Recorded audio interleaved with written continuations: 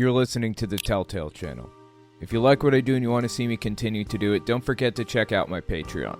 I just finished writing a book titled Was Hitler an Atheist? It talks about religions during the Third Reich and how they work together. Catholics, Jehovah's Witnesses, and Protestants. And I even address the lies told by the evangelical world about Bonhoeffer. It's on Audible and Amazon. You guys are probably familiar with Kent Hovind, right? He has this seminar series that he did. He's this famous young earth creationist nutcase. Well, years ago, I think in 2006, he got in trouble with the IRS for not paying taxes for 30 years, something that he bragged about. Literally bragged about this to the New York Times. Sovereign citizen stuff, claimed he didn't have to because his money belonged to God and all this other insane stuff. His jail phone calls leaked. Well, leaked may not be the right word.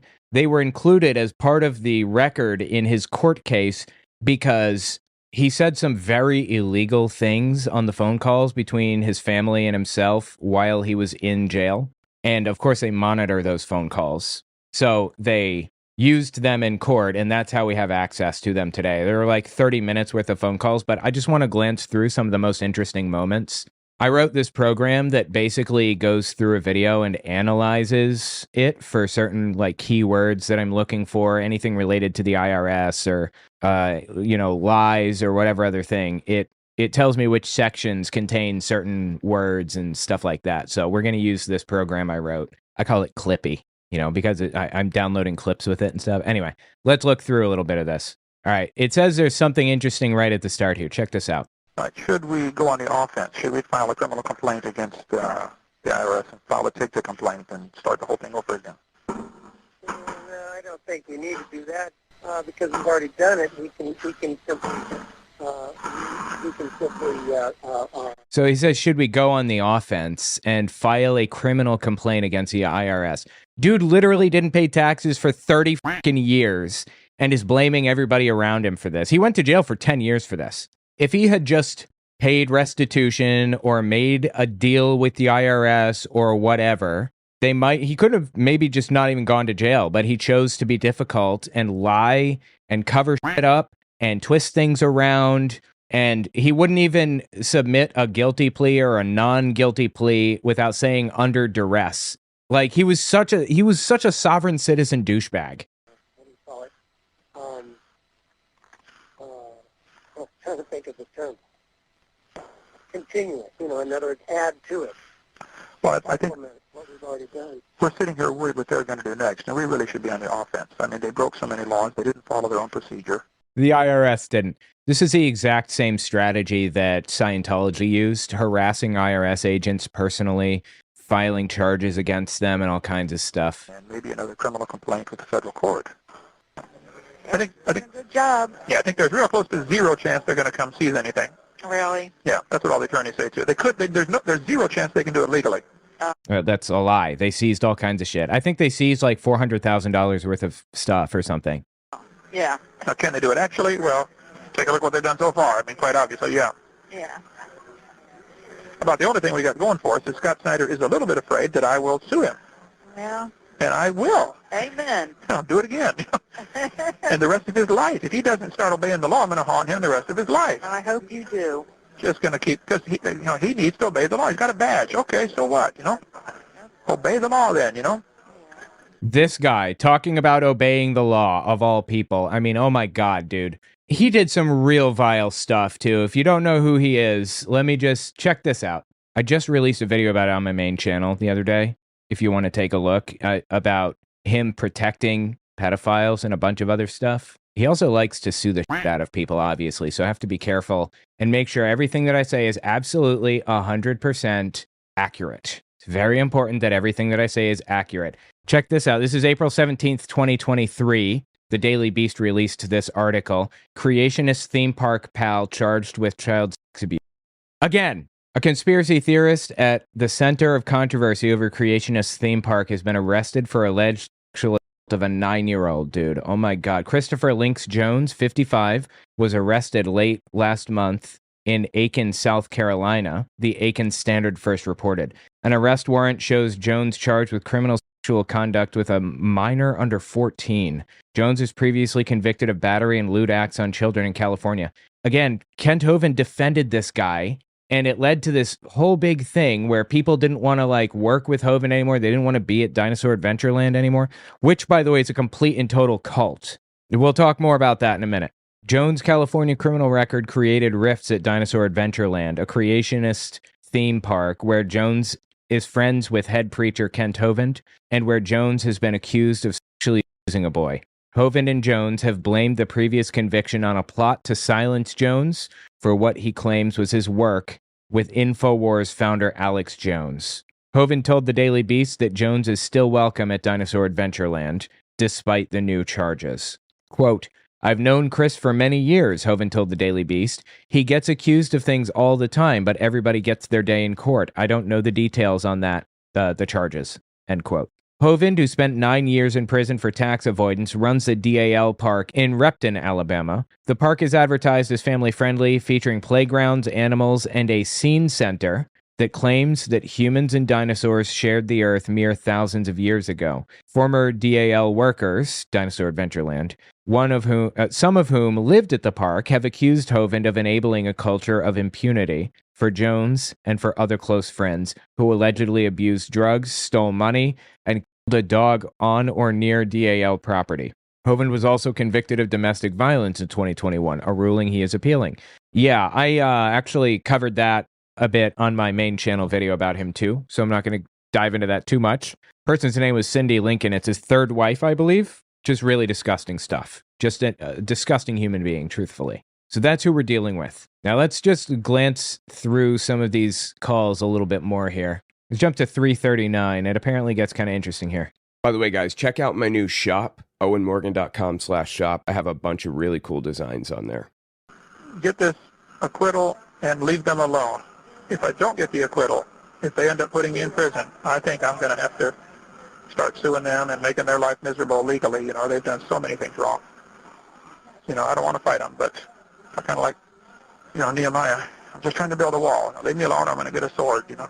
I don't want to fight them. Leave me alone, I'm going to get a sword. I am going to fight them is the bottom line here. Seriously, he's a cult leader. And when cult leaders use this type of language, we should be concerned. I would never do anything violent with them, but I'm sure they sure need to be sued.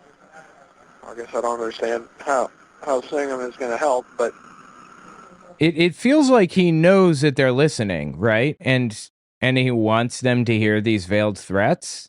Well, Scott Snyder needs to be fired, okay? He doesn't know how to obey the law. He doesn't understand what his position is. He's got a badge and a gun, and he thinks he's God. He needs to get, you know, I sent him all kinds of letters telling him, Scott, here's what the law says your position is, you know. He doesn't care. And the court's not going to enforce it, not this court anyway. See first. Yeah. IRS has a very legitimate place in our government. The IRS has a legitimate place in our government, he says? Serve a very legitimate purpose. You know, I'm not against, and they keep calling me a tax protester in these documents. Man, that makes me angry. Well, he is, of course. Again, he bragged about not paying for 30 years. He's proud of that fact. He is a tax protester. He's a sovereign citizen nutcase. But I'm not. They are the tax protesters. They don't. I'm not the tax protester. The IRS is the tax protester. Okay. What? Like the laws the way they're written. So they enforce them the way they want them to be written, you know? I don't know if because we filed so many lawsuits in the past against them, but possibly Snyder and Heldmeyer are afraid that if they don't keep pushing, they'll be sued for all the wrong they've done. And that may be the case. Here, this is an interesting spot. Apparently 1741. Let's jump to this one. He's talking about his legal team. He didn't have a legal team, apparently. He didn't call any witnesses to the stand, nothing. I mean, full-blown sovereign citizen garbage. Because, number one, they're not employees by the definition of the term. They're not earning wages by the definition of the term. And I don't have an agreement. Okay, here's what happened. This is what got him caught. They were structuring. It's called structuring, where the banks have to report to the IRS every time $10,000 or more is moved, you know, to a different account, withdrawn, deposited, whatever. Because it's a large sum of money, and, you know, they just have to keep track of it. Like, that's all there is to it. So the mafia famously would do things like structuring where they would withdraw smaller amounts, like $9,000. And then like the next day they'd come and take out 9,000 more and then 9,000 more. And they would pay their employees with that money. And that's what Kent Hovind was doing. He withdrew, I think it was two $7,000 deposits, maybe, where he deposited two checks around $7,000 each, and it tipped off the bank and the IRS to what he was doing. And his claim afterward was, we were just taking the money out and, giving it to these guys down here at Dinosaur Adventureland and having them run down to Lowe's and pick up some lumber so that we could build onto this whatever. We weren't structuring anything, you know how he says. That is wild, right? I can't believe the guy was so brazen as to come out to the New York Times and brag about it. So I've had a lot of tax professionals look at this, even paid people. I paid an IRS enrolled agent. I paid a tax attorney. Why is he saying this to like his wife or whatever? Well, this is the kind of thing you bring up in court. And I forget who else. A regular attorney, a tax attorney, IRS enrolled agent, and CPA. And I sent them everything we're doing and said, am I breaking the law? I got back from each of them a 10 or 12-page letter saying, no, you're doing fine. This is perfectly legal. Really? So I just think, just because the government has decided I'm a tax protester, I don't want that image out there, because though I probably would have been in the revolution throwing the tea in the harbor, but I want to go fight creation evolution. I don't have time to fight these guys, and I don't want to be involved. There are tax protesters. I know some of them. I think what they're doing is probably good. Wow, that's so fascinating, dude. I think what they're doing is probably good. So you are a tax protester. I mean, if you agree with the position and you're refusing to pay taxes, that sounds like tax protester to me. But it's not me. Neither the IRS nor any person has ever been able to point out one specific law that Kent Hovind or the church ministry has violated. Oh, he violated all kinds of shit. Again, he spent 10 years in jail, dude. They're desperately trying to hang on to this case, and it's just so obvious. They lied, they broke the law, and I'm not guilty, and so now what are they doing? It's going to look really bad to let me out. Yeah, they don't want to be embarrassed. That's why you have to spend 10 years in prison, in federal prison, because, they don't want to look bad, totally. I'm sorry, that's what they had to do in Act 16, to let the guys out. Yeah. After they beat him, so, okay, they beat me, they embarrassed me, they had me all over the news media. Now, get me out of here. Yeah. And I still think Scott Snyder is way outside his delegated authority. And I believe that was the guy that the IRS agent that was going after him. I wish he would show me that he's not. That's all he would have to do is just answer my questions, This is a criminal investigation, Kent. You aren't the one asking the questions. Well, yeah, I'm just looking for, the whole thing seems so unjust. I still don't know what I did wrong. Really? You don't? Still? I wonder if he still says that to this day. Probably not, right? And I am a staff evangelist. Can the church appeal to the court saying, hey, release our staff evangelist regardless of all this other stuff? Can I type a response? If I have to. I typed my response. I think, is this Joe? I believe this is Joe Hovind, who also served time in jail. I think she only got 4 years, maybe? I could be wrong there. She was the one that cashed the checks or whatever, deposited, that drew attention in the first place. And she was kind of just as much of a scumbag in a lot of ways. Me and Lindsay, I'm printing this out for Ken is what I print. Oh, okay. Lindsay, I think you misunderstand. The rule of law is the Constitution, which says crimes in Florida should be tried in Florida, not in a federal court. Oh my God, dude. This is sovereign citizen. He says, what, do you think there's no federal court? You think the federal government has no enforcement mechanism or something? What? God, it's so wild. It's like the way he views the world is just backwards in so many ways. It's not just young earth creationism. It's in every part of his life. Sign up for my Patreon. I'd really appreciate that very much. It would mean so much to me. This is like a really precarious moment in history, in U.S. history, and for me personally, so it would mean a lot if you sign up for my Patreon. Check out cultarchive.org. I did a cult test, basically, where you can see if you're in a cult, and you can look at the historical tests of other groups that already went through this. Also, check out my merch. I have a whole bunch of really cool shirts and stuff. Really interesting. I would really appreciate that. Okay, you went too fast. I think you misunderstand what? I think you misunderstand, period. Okay? The rule of law is the Constitution, No, you misunderstand. Okay? which clearly says crimes are to be tried in the state Oh my God. where they occur. Okay? The Constitution, which this judge took an oath to defend, Like, the Constitution is more of a kind of outlines how it's generally going to operate and it's generally structured. And then Congress passes laws that form it out more completely, right? And the Supreme Court reviews those laws to make sure that they don't violate the Constitution in one way or another, or executive orders or whatever. Kent Hovind, I guess, doesn't believe that any laws apply at all?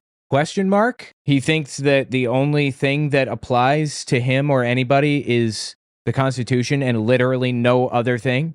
By and large, especially the amendments to the Constitution, it's more of a permission slip to tell the government what they're not allowed to do. You are not allowed to search somebody without a good reason. You are not allowed to quarter troops in people's homes, the Third Amendment, I believe. You're not allowed to ban people from owning guns. You're allowed to regulate, but not allowed to fully ban. You're not allowed to ban speech, so on and so forth. It's a permission slip. And the laws more fully form out how our society is structured. It blows me away that he doesn't that he's even arguing this, but I don't know why. Like, why am I surprised by this? It's like he's applying all of the insane, nonsensical trash that he laid down about young earth creationism. He's applying all of that to the sovereign citizen movement and the government and everything. This is just crazy to me. He's talking to Joe Hovind, I believe, his wife at the time. Second wife was Mary Tocco. If you want to learn more about this, I'm going to be listening to a video with his second and third wife, Mary Tocco, and Cindy Lincoln is number 3. I'm going to be listening to that video sometime soon. This is them. On the top right is Mary Tocco, and on the bottom is Cindy Lincoln, who was body slammed by him and had him criminally charged for battery, I believe. Anyway, I'm going to be listening to this video from these two on Wednesdays and Thursdays, 10:30 a.m. to 2:30 p.m. Eastern. I do this kind of thing on my Unfiltered channel all the time, so keep a lookout. About me that I believe are not true. And I guess I'm here because I see Cindy now, who I happen to know pretty well, in the same position as I am, only I am afraid she took a much worse, her time there was much worse than mine. I left before it got crazy. Unfortunately, she stuck around and she's been harmed and hurt deeply by what's going on there. I know Cindy's... Anyway, that's Mary Tocco, and poor Cindy, man. I mean, both of these two people are complete nutcases, honestly. Mary Tocco is an anti-vax conspiracy theorist, and Cindy Lincoln is a young earth creationist, anti-gay, anti-LGBT, anything at all. I mean, just complete scumbags, both of them. But that doesn't justify being so terribly mistreated by Kent Hovind. And if you want to learn more about Kent Hovind and his belief system and the way that Dinosaur Adventureland operates and everything, you can check out my main channel. I'm releasing a series on him right now. Or you can go to cultarchive.org. This is my website that I designed. You can type in Hovind and pull it up. And this is basically a historical test to see how he ranks and how Dinosaur Adventureland ranks in how extreme it is as a cult. It is the maximum, most destructive cult that you can get, number 5. Oh, shoot, I gotta fix that. My UI is a little messed up. But here, take a look. Kent Hovind's Dinosaur Adventureland compound in rural Alabama represents one of the most extreme examples of Christian fundamentalist cult behavior in America. Founded by a convicted felon who served 9 years for tax fraud and was later convicted of domestic violence, the organization operates as an isolated compound where residents provide free labor, accept young earth creationist pseudoscience, embrace anti-government conspiracy theories, and submit to Hovind's absolute authority. Despite marketing itself as family-friendly creationist theme park, the 140-acre compound functions as an authoritarian community where Hovind lives in luxury, while residents live like crap, quote-unquote. That quote is actually from one of the previous residents, where convicted pedophiles have been welcomed despite concerns for child safety, and where a child drowned in 2020. because they don't have liability insurance. They don't have lifeguards. Ken Hovind's take on it is he wants to go back to a time when there weren't lifeguards, when people, sent their kids out to wander the countryside and not worry about if they were going to be okay anymore and stuff like that. So he doesn't believe in basically putting lifeguards out there to make sure that nobody drowns. He doesn't believe in that because that makes weak people. This kid was weak because he drowned. And this is natural selection, for lack of a better term, filtering out the weak. That's the kind of mindset Ken Hovind is in. Anyway, cultarchive.org, you can go through the whole historical breakdown if you want to see how he ranked 1 to 13 on the Fibonacci sequence. There's a reason I chose 1 to 13 on Fibonacci, because it shows more dramatic gaps. People are less likely to choose a 13 over an 8 because they feel the gap is larger. Anyway, I wrote this whole system. How centralized is the decision-making in your group? 13 maximum. How structured is the chain of command in your group? 8, very strong hierarchy. How narrow and specific is your group's central focus? Everything centers on one doctrine or person. How uniform are the beliefs and practices? 13, identical beliefs, no deviation allowed. Ken Hovind founded Creation Science Evangelism in 1989 after obtaining a quote-unquote doctorate from Patriot University, an unaccredited diploma mill, which he uses to style himself Dr. Dino, despite having no legitimate scientific credentials. In 2001, he built Dinosaur Adventureland in his backyard in Pensacola, Florida, refusing to obtain building permits and claiming he followed church law rather than secular law. From 1999 to 2004, the operation generated over $5 million in revenue, but Hovind paid workers as missionaries rather than employees to evade payroll taxes, structured cash transactions to avoid reporting requirements, and never filed tax returns for 30 years. Anyway, check it out if you're interested. I mean, this dude is about as dirty as they come, disgusting. But he did form out a lot of the young earth creationist arguments. And it's really interesting to kind of examine his beliefs and how he got to where he is ideologically. But yeah, tell me what you think in the comments. We'll be right back.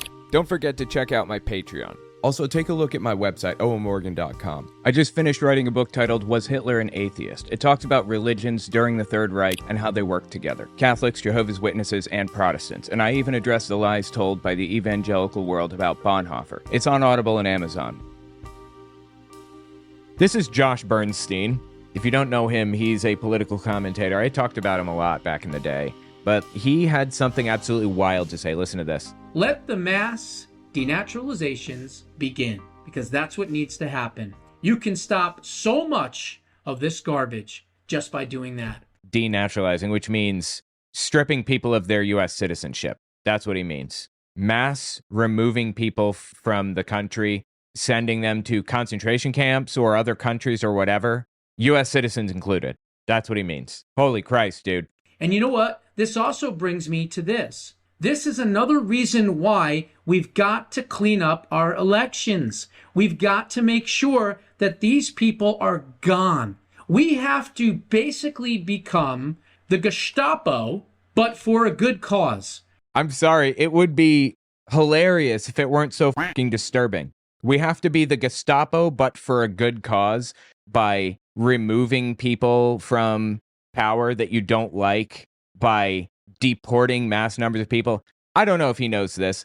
I knew this, but I didn't realize it. I didn't connect the dots. But Jews in Germany were immigrants. They were the immigrants. They weren't immigrants. They had lived there for hundreds of years, but Hitler called them aliens.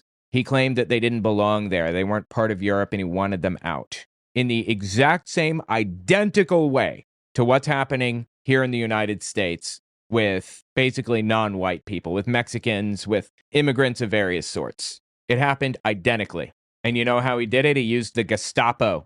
So how exactly do you think the Gestapo in the United States would do things in a good way that the Gestapo in Germany did things in a bad way? How would they be different? He's calling for them to literally operate in an identical way. Which is what?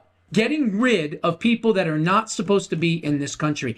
Literally what Hitler said about the Jews. By force. By force, no matter what means necessary. You know, they want to call us fascists all the time. Hell, Why don't we live up to their expectations, okay? Dude, I love this line. I love it when people say this. You know what it reminds me of? Hold on. There's a community post I put up the other day. Nope, not this one. This is the diddler. Diddle me this. What list, says the diddler Trump. No, that's not the one I was looking for. Sorry. Was it this one? We are all domestic terrorists. Yes, this is real. Nope, sorry, that's not the one.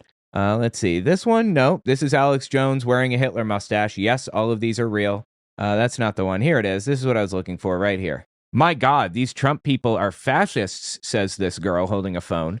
Dude leans in with a MAGA hat. That attitude is what's pushing me to be a fascist. Say what? Might as well. You say I'm a Nazi, so fine, I'll be a Nazi if that makes you happy.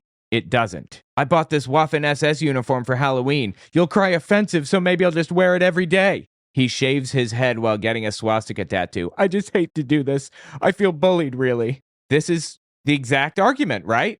Is that not exactly what Josh Bernstein just said? By force, no matter what means necessary. You know, they want to call us fascists all the time. Hell, why don't we live up to their expectations? I know, you're just being forced to. Oh, you don't want to, right, Josh? Oh, you're being forced to. You'll push through, though, right? You'll do it anyway.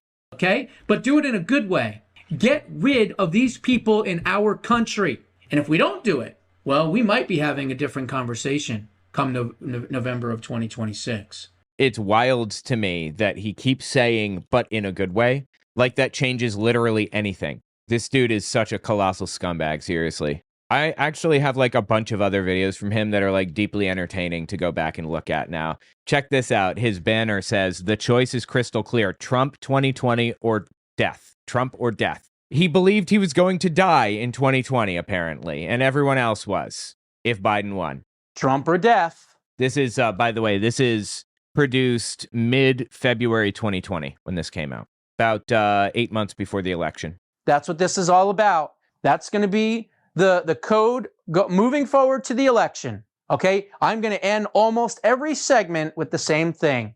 Your choice is Trump or death. Immigration, you want control over immigration, you vote for President Trump. You want more terrorists coming into the United States of America, you vote against him. I mean, of course, it's complete unadulterated delusion. Terrorists were not coming into the country under Biden. Immigration went up and down because of COVID. It varied. It was up at a certain point under Trump. It was down under Trump. It was up under Biden, down under Biden. But there were never like terrorists coming in. The narrative is called the Great Replacement conspiracy theory. And it was the same conspiracy theory in Germany about Jews. They were coming in to replace good Germans and to outbreed them and basically have more children than them so that they could outnumber them or whatever. That's just not how it works. It's not how it has ever worked. Immigrants coming here are not like an invading army. It's pure, unadulterated delusion. By the way, guys, check out my new shop, owenmorgan.com/shop. I have a bunch of really cool designs on there. It's really that simple. This is not about policy. Oh, I'm sorry. And yeah, remember, this isn't just about the idea that immigrants are going to come in and try to replace us or whatever. He believed that it was going to be death. He thought he was going to die if Trump didn't win in 2020. It's really that simple. This is not about policy. This is not about party. This is literally about survival. And the only one that's going to help us survive is President Trump being reelected.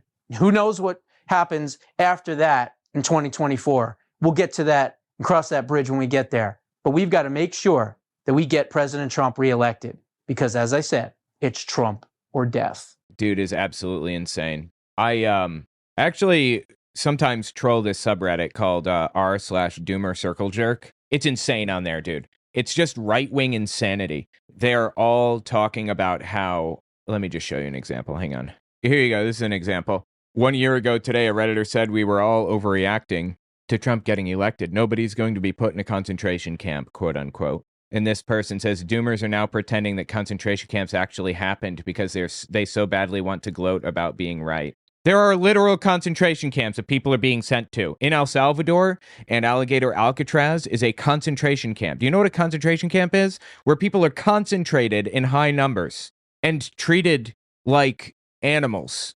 And that's absolutely happening in Alligator Alcatraz. I like how they all moved on from crying about cancel culture with the late night hosts and pretending they never once took part in such a thing, and went back to trying to cancel Sydney Sweeney after a single interview where she literally said nothing. Complete and total delusion. First of all, you know that Sydney Sweeney thing was completely fabricated? Nobody gave a shit about that ad. You remember the American Eagle ad? This ad right here, this American Eagle ad? Eagle jeans. Sydney Sweeney has very jeans. You see what I did there, right? Jeans are passed down from Anyway, God, it's so transparently like appeal, like sex appeal. It's painful. It's such manipulation. The point is, nobody was freaking out about that. Nobody said that was a Nazi dog whistle. You know who started it? The right. Fox News and other right-wing news like networks started saying the left is freaking out because it's a Nazi dog whistle. It was very obviously a Nazi dog whistle, but nobody gave a shit. Nobody was paying any attention to it. The right started that. The right looks for opportunities to start culture war issues, and the Sydney Sweeney thing was perfect. I suspect maybe it was choreographed even. Like, the ad was planned by American Eagle, and they asked Fox News and others to blow this completely out of proportion to start a culture war campaign. That's my suspicion. This is the exact website I was looking for. Open Measures. Outrage over American Eagle's Great Jeans ad was a conservative media creation.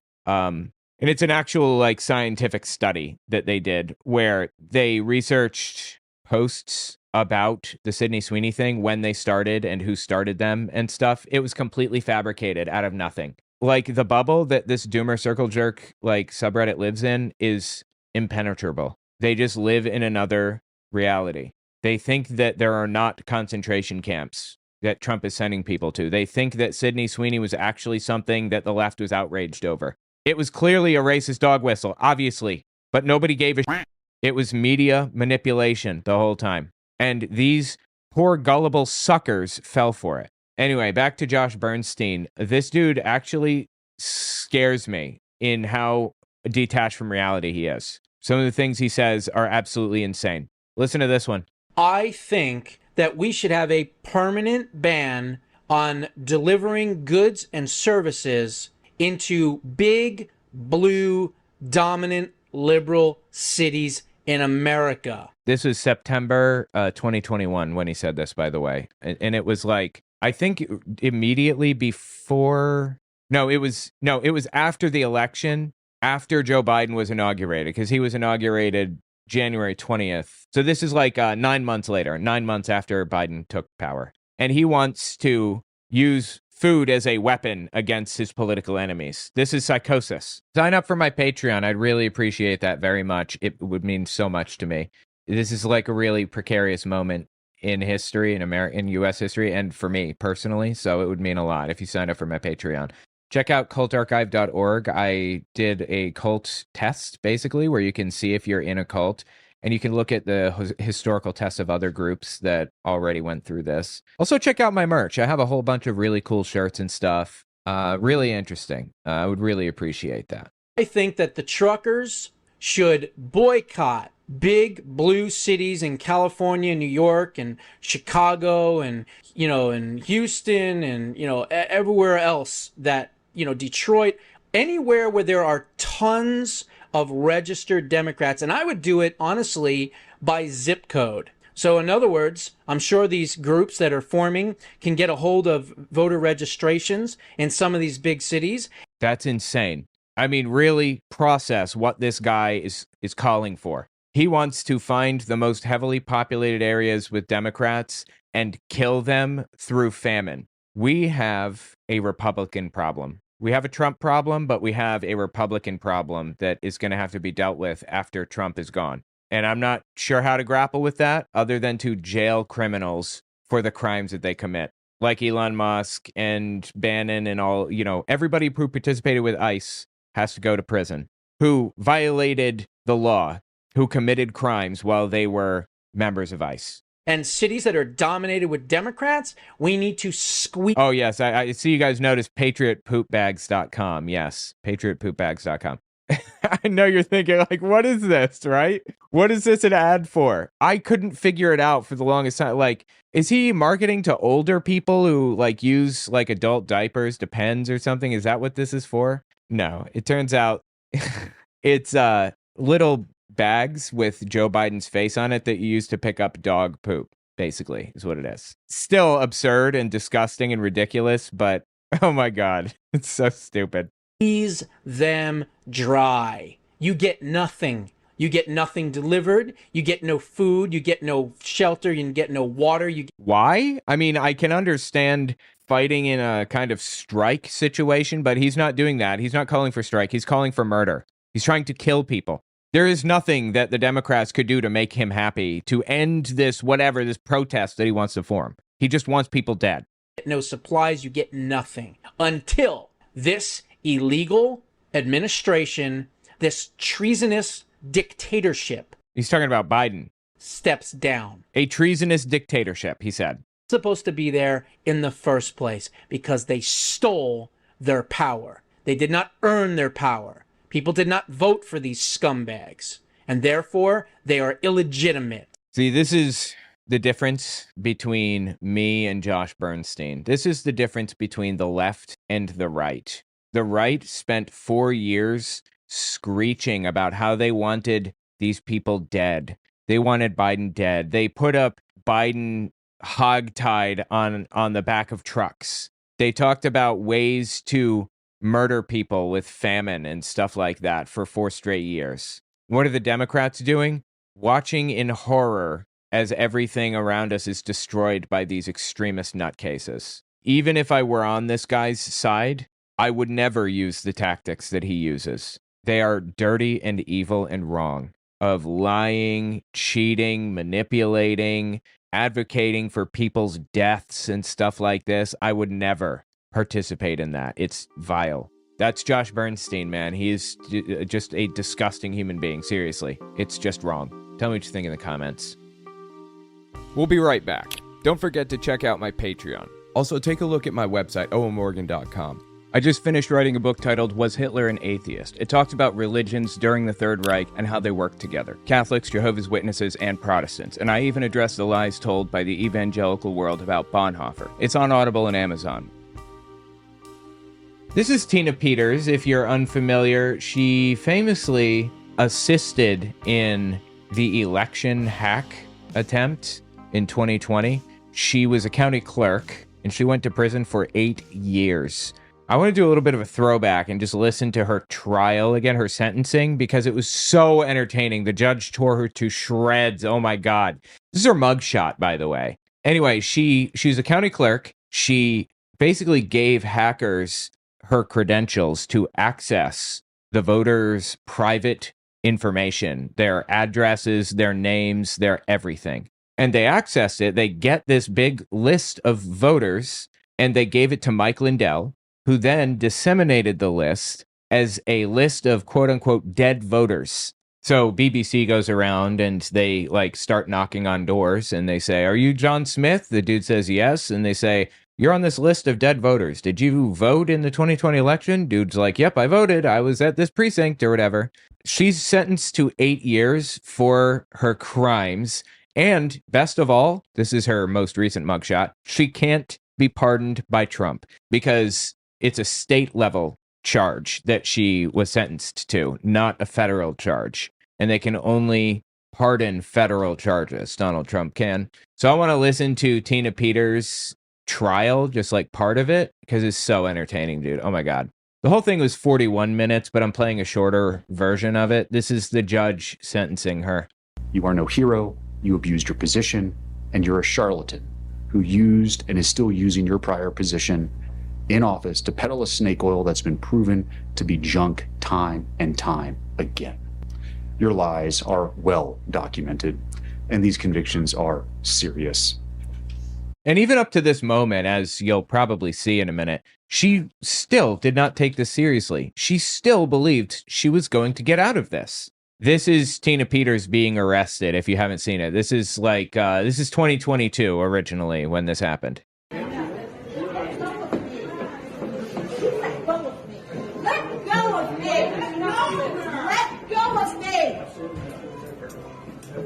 I think she sees the camera here, right? Let go of me! Oh, no. Oh, yes. Let go of me. Go. It hurts. Let go of me. Give me my key. He's kicking at the dude. That blows me away. Seriously. Stop it. Sorry. No, let go of me. Yes, you are, Caleb. Give me my key to my car. Give me my key to my car. I don't know if you guys noticed, she called him by his first name. She knows these people. These people are arresting her, and she's trying to, I don't know, get sympathy or something like that by calling them by their first name. You are hurting me, Caleb. Come on, Caleb. Using her position and her kind of connection, personal connection to them to influence the outcome. Like typical MAGA, right? Convinced that she can do whatever she wants and there will be no consequences ever. Give me my key to my car. Give it to me. Give me my key. Step outside for you. Take my purse. Anyway, yeah, that was the arrest video. So let's talk about Tina Peters. I'm convinced you would do it all over again if you could. You're as defiant as a defendant as this court has ever seen. All right, we're here today for sentencing in Miss Peters' case.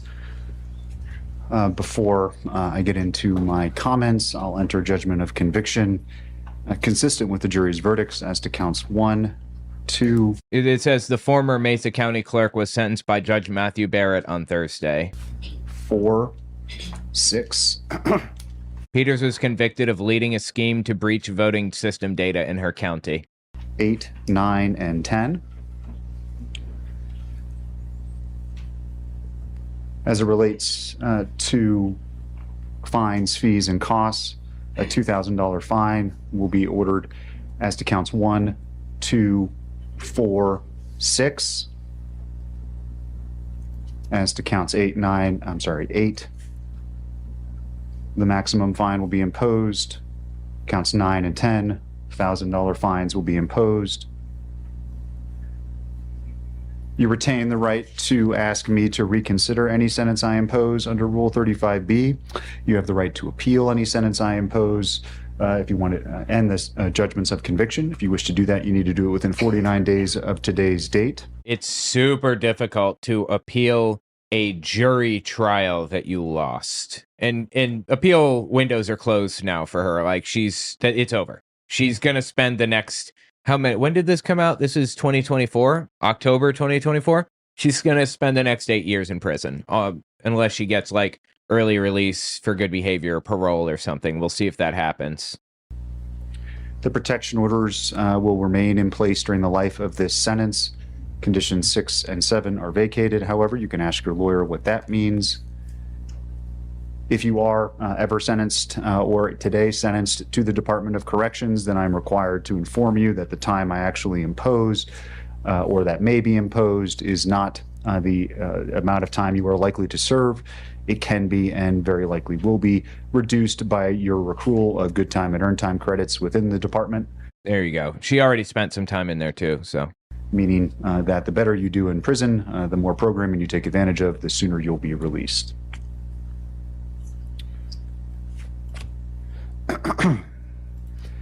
I want to circle back to the request from earlier today in terms of the motion for a new trial based on a Brady violation. To the extent I needed to make findings on that. Wait, Brady violation. Hold on. Peters' defense filed a motion for a new trial based on an alleged Brady violation. The claim involved an arrest warrant related to an incident on June 25th when Peters went to the ballot box location near the clerk and recorder's office. The defense argued that information about this incident involving a witness named Brandy Bantz, who alerted law enforcement, should have been disclosed. Oh, I see.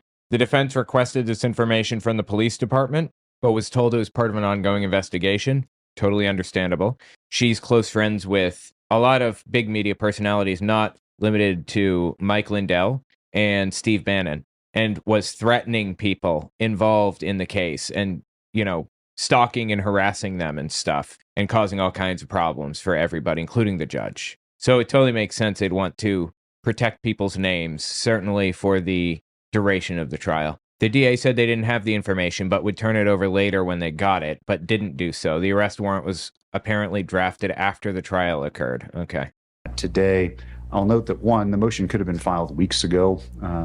Two, the information generally was known to the defense prior to trial, perhaps not the specifics, but enough to have at least mustered some questioning of witnesses at trial. Yeah, the bottom line, the judge rejected the Brady claim. The motion could have been filed weeks earlier.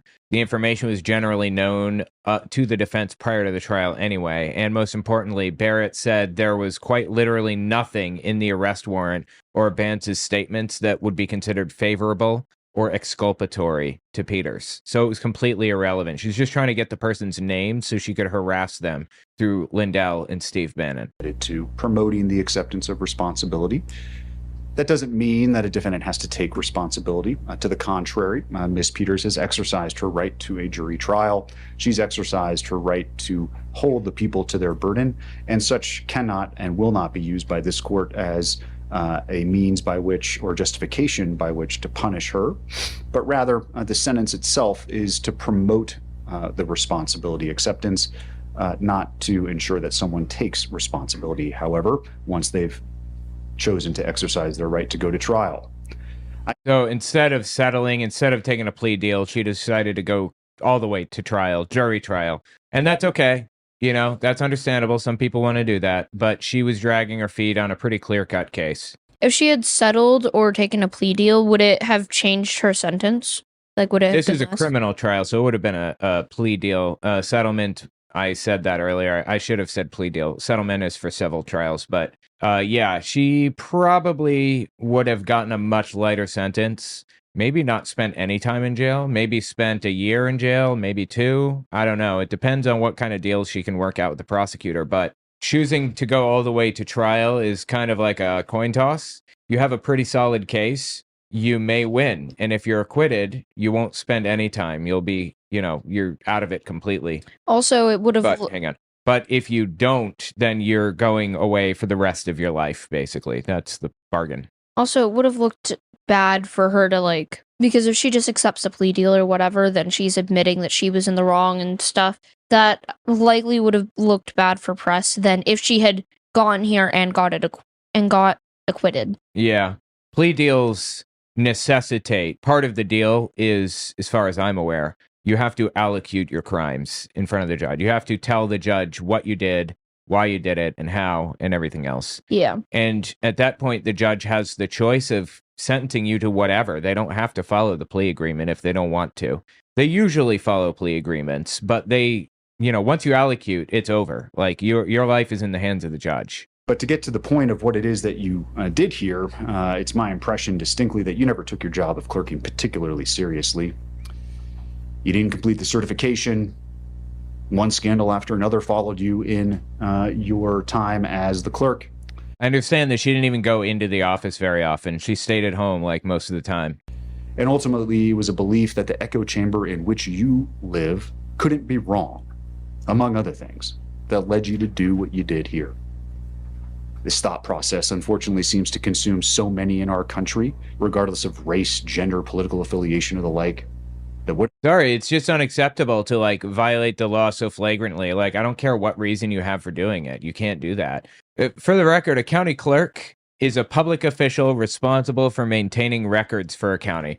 Their responsibilities may include handling marriage licenses and deeds, collecting campaign finance information from local candidates, and administering elections. The clerk serves as the chief elections officer responsible for conducting the official canvass of votes, issuing certificates of election to all candidates, and certifying election results to the Secretary of State. So her role was incredibly important. She was in a very important area, too. She was in an area of Colorado, I think Maricopa County, I believe, that was subject to insane political propaganda and lies and massive focus in the election. So she was the worst person to be positioned where she was. It is we hear and think can't possibly be wrong.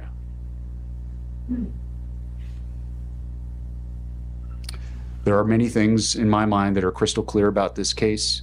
You are no hero, you abused your position, and you're a charlatan who used and is still using your prior position in office to peddle a snake oil that's been proven to be junk time and time again. Ouch, that's rough. In your world, it's all about you. But at bottom, this case was about your corrupt conduct and how no one is above the law. No one in this country has absolute power.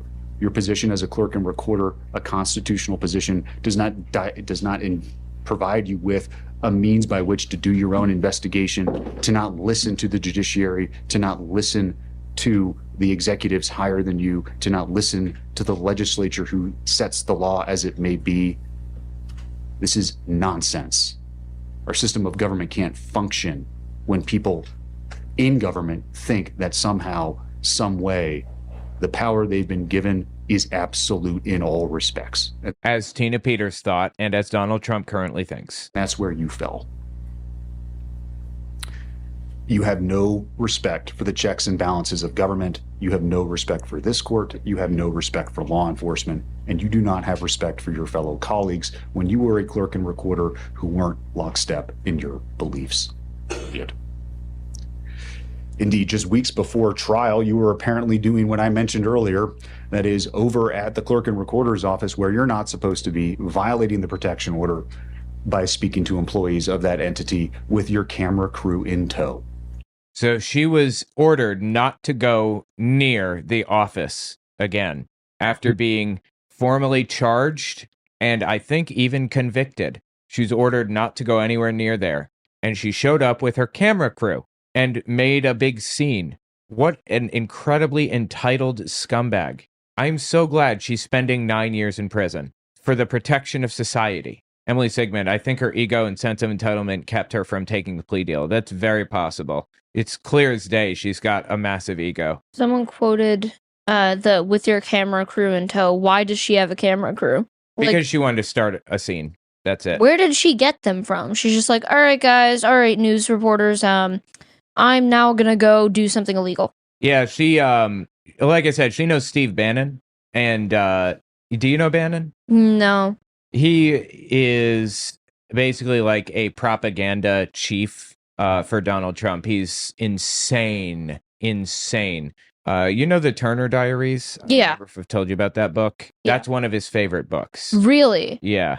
He is evil. He was in Trump's first administration, and I think that his personality clashed too much with Donald Trump for them to keep him for number 2. He left after like a year of being in the administration, not on good terms either. But now they're on okay terms. Here you go. This is Steve Bannon giving a Nazi salute. Here's why we're doing this today. You know, this great celebration of kind of American populism and nationalism. We have friends all over the world. This is a movement that is a global movement. We just won a massive victory here, and we're winning all over the world, right? Yeah.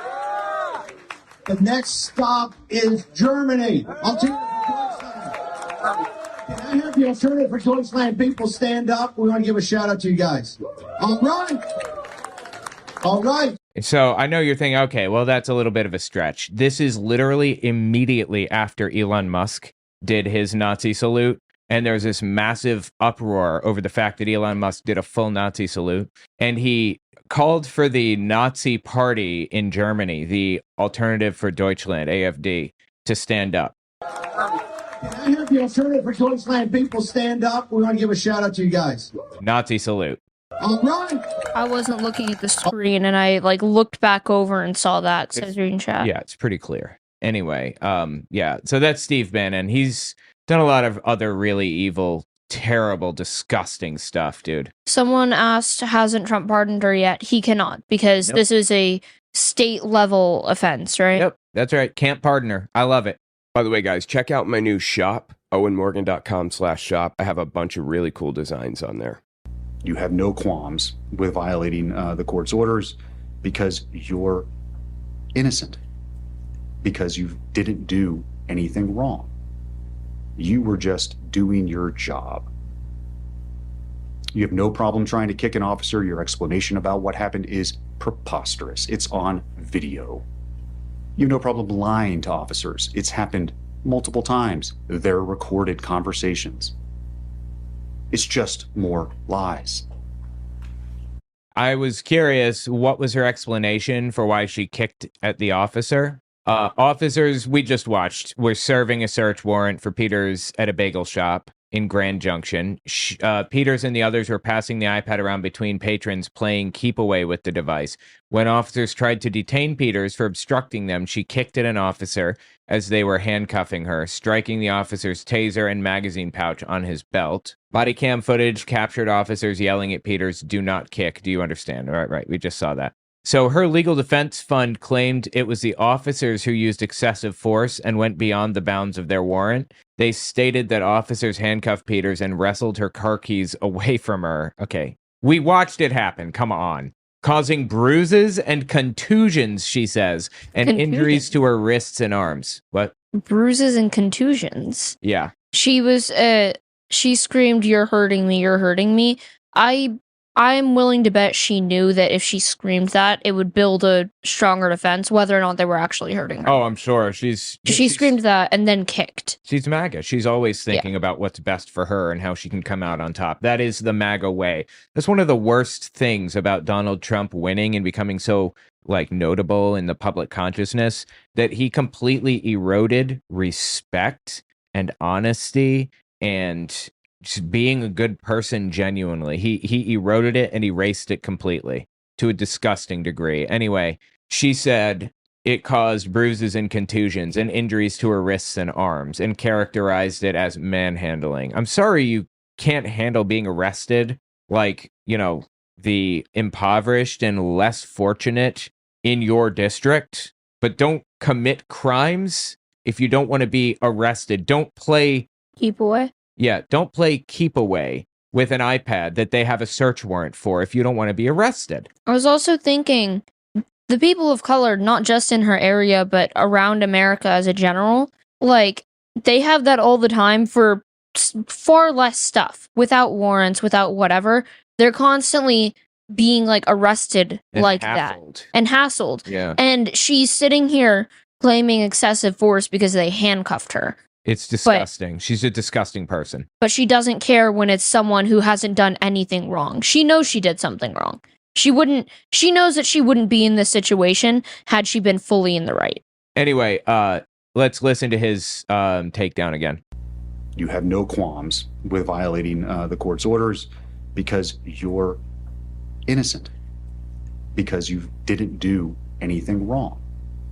You were just doing your job. Clip it, ship it, send it out to everybody. Judge says she was just doing her job. She was innocent. Mm-hmm. You have no problem trying to kick an officer. Your explanation about what happened is preposterous. It's on video. You have no problem lying to officers. It's happened multiple times. They're recorded conversations.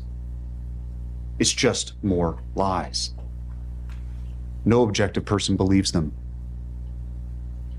No, at the end of the day, you cared about the jets, the podcasts, and the people fawning over you. Absolutely. Yeah. Mike Lindell flew her around in his private jet. Flew her to the Capitol on January 6th, for example. Really? Uh-huh.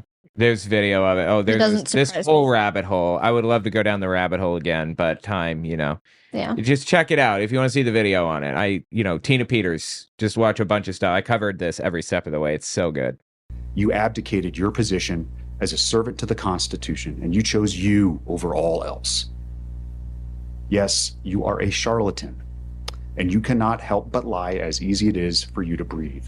You betrayed your oath for no one other than you. And this is what makes Miss Peters such a danger to our community. It's the position she held that has provided her the pulpit from which she can preach these lies. The pulpit. That's a fascinating way to put it, right?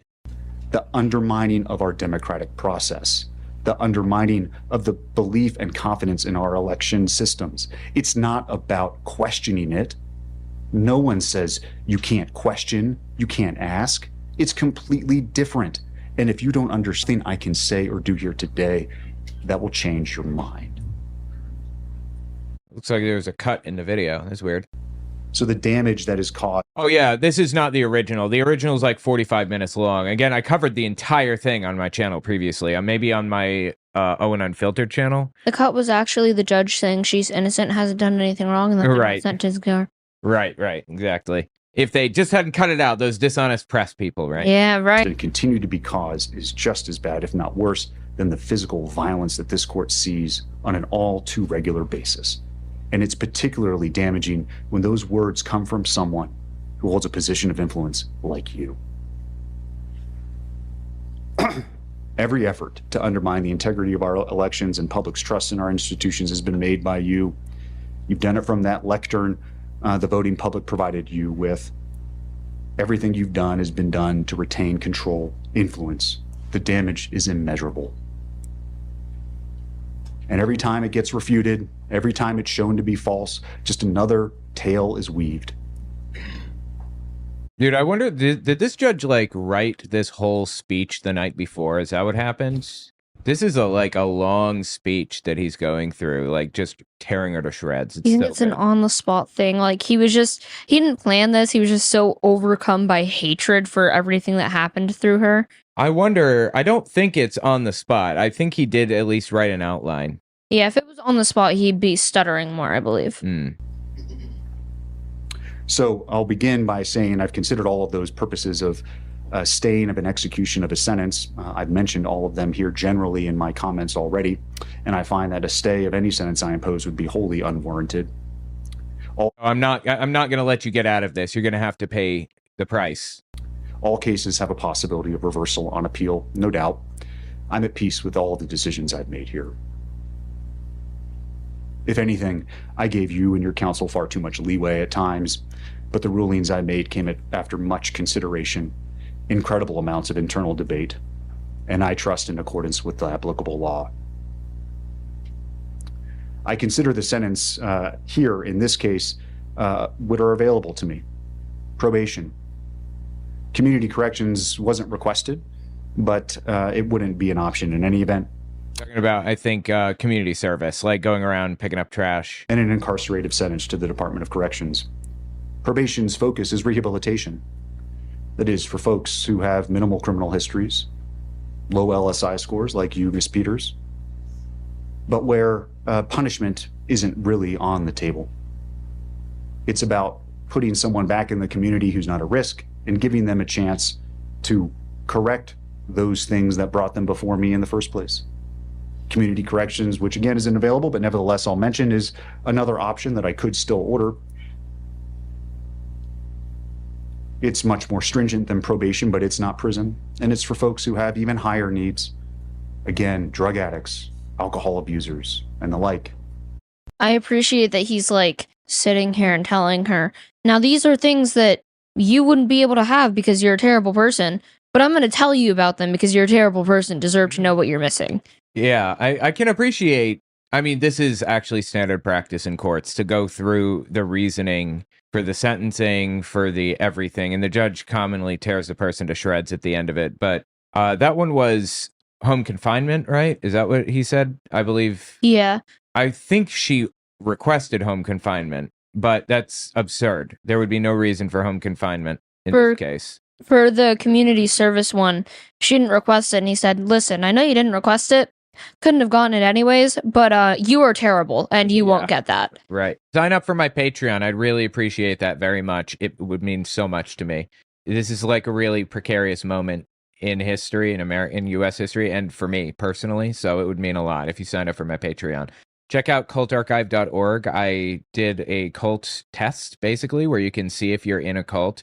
And you can look at the historical tests of other groups that already went through this. Also, check out my merch. I have a whole bunch of really cool shirts and stuff. Really interesting. I would really appreciate that. And prison is for those folks where we send people who are a danger to all of us. Whether it be by the pen or the sword or the word of the mouth. Prison is where folks go, where punishment is what we're focused on, because the crime committed is so significant that anything less would unduly mitigate the seriousness of the same.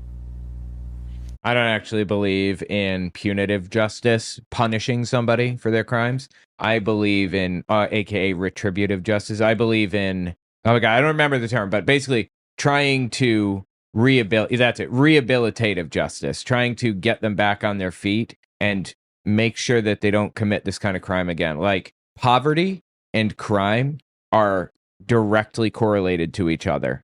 The less money you have, the poorer you are, the more likely you will be to commit crimes. If we want to lower crime, we fight against poverty. And on occasion, you get people who are just bad people, just scumbags, who need to be removed from society for our own protection. And I guess in those cases, we have no choice, right? And we have to put them in there, and I understand that. But I think that we should always approach every case as though the person can be rehabilitated and set right back on the correct track, if you will.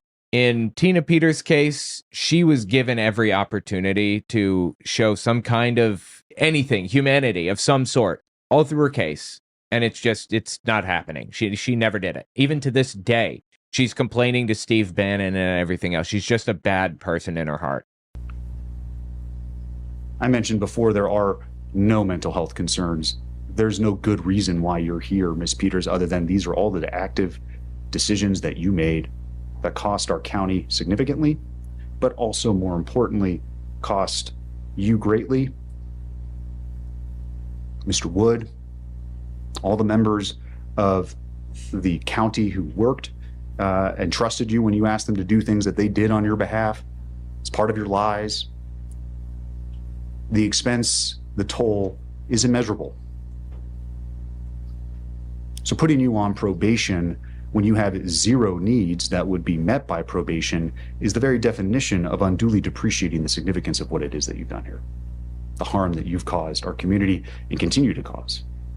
Community corrections is the same. So prison is the only place that duly meets the purposes of sentencing in this matter.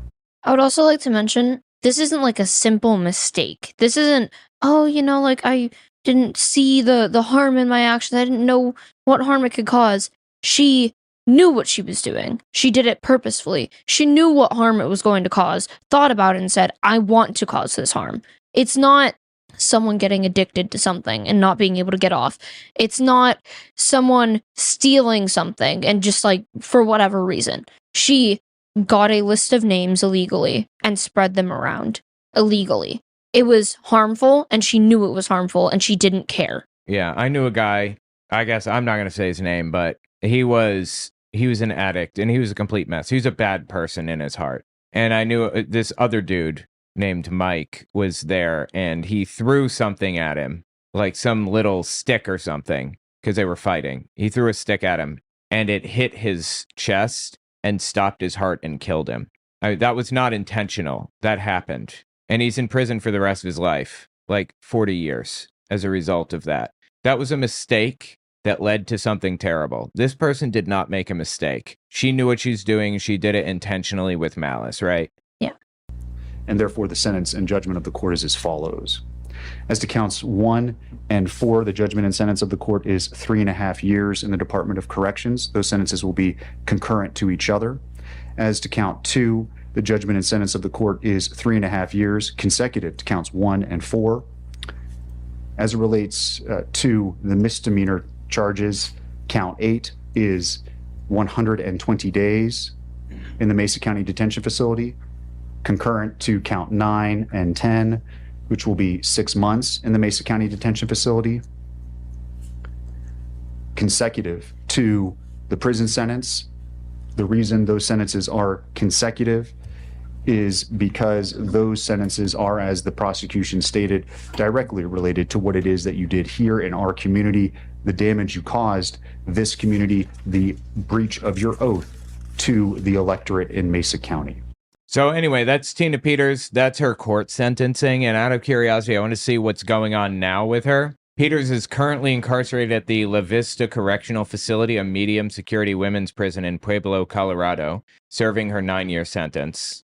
Medium security is pretty rough. It's not the worst. She's transferred from county jail to state prison in May 2025. Oh, I didn't know that. Interesting. After completing her 6-month county jail portion of the sentence. Peters has filed a federal habeas corpus petition arguing she should be released on bond while she appeals her conviction. Oh, please. Her attorney, Peter Tickton, a Florida constitutional lawyer who helped lobby for pardons for January 6 participants, is arguing that she's being held because of fear of what she might say, a First Amendment violation. Oh, please. She knows Steve Bannon and she knows all kinds of people. She could say whatever she wants right now. She wanted. I mean, they have a phone. They have a phone at the jail that you can call and talk if you want. It's such a joke, dude.